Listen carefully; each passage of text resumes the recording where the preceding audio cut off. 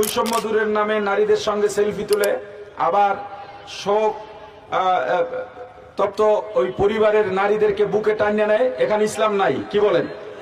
তো এরা আমেরিকান ইসলাম বাস্তবায়ন করতে চায়, আর একদল ভারতীয় ইসলাম বাস্তবায়ন করে। কেমনে দেখেন না? বলে আমার নেতার নাম মুখে নিলে মুখ পবিত্র হয়ে যায়। কিন্তু পীর সাহেব চরমনাই ক্ষমতার কাছে গিয়ে, আমরা কি ক্ষমতা বুঝি না? একটু এটা আওয়াজ দিয়ে বলেন, বুঝি না?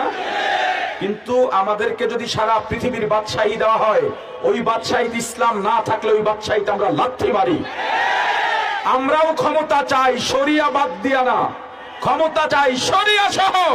পীর সাহেব চরমনাই ক্ষমতার কাছে গিয়ে ফিরে এসেছেন একমাত্র শরিয়া প্রশ্নে। যেখানে শরিয়া নাই, দিন নাই, এদেশের 90% গণমানুষ ইসলামকে ভালোবাসে।